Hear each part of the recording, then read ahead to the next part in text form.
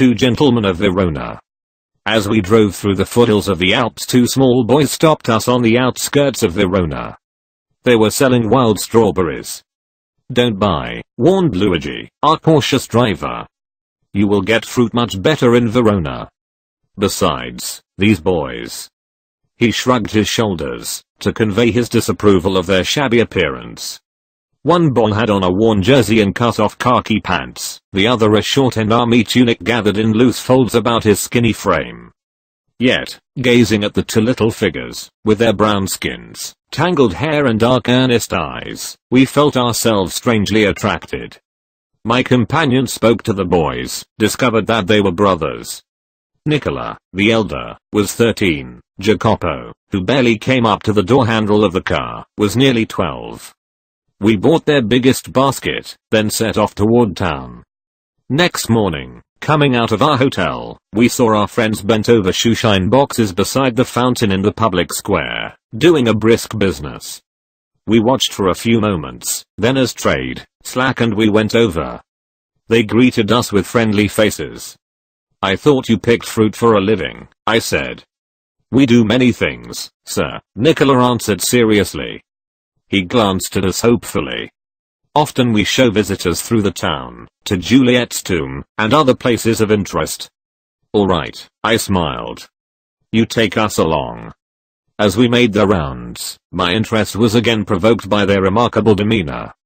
They were childish enough, and in many ways quite artless. Jacopo was lively as a squirrel. Nicola's smile was steady and engaging. Yet in both these boyish faces there was a seriousness which was far beyond their years. In the week which followed we saw them frequently, for they proved extremely useful to us. If we wanted a pack of American cigarettes, or seats for the opera or the name of a good restaurant, Nicola and Jacopo could be relied upon to satisfy our needs. What struck one most was their willingness to work. During these summer days, under the hot sun, they shined shoes, sold fruit, hawked newspapers, conducted tourists round the town, and ran errands. One night, we came upon them in the windy and deserted square, resting on the stone pavement beneath the lights. Nicola sat upright, tired. A bundle of unsold newspapers lay at his feet. Jacopo, his head resting upon his brother's shoulder, was asleep. It was nearly midnight. "Why are you out so late, Nicola?"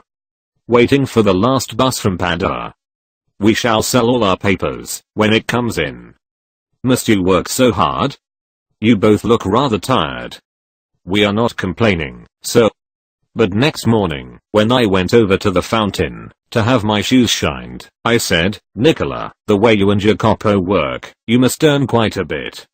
You spend nothing on clothes. You eat little enough. When I see you have a meal it's usually black bread and figs. Tell me, what do you do with your money?" He colored deeply under his sunburn, then grew pale. He looked to the ground. "You must be saving up to emigrate to America," I suggested. He looked at me sideways, spoke with an effort. "We should greatly like to go to the States. But here, at present, we have other plans." "What plans?" He smiled uncomfortably. "Just plans, sir," he answered in a low voice. "Well," I said, "we are leaving on Monday.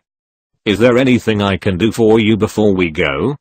Nicola shook his head, but suddenly Jacopo said, "Sir," he burst out, "every Sunday we make a visit to the country, to Polita, 30 kilometers from here. Usually we hire bicycles. But tomorrow, since you are so kind, you might send us in your car." I had already told Luigi he might have the Sunday off. "However," I answered, "I'll drive you out myself."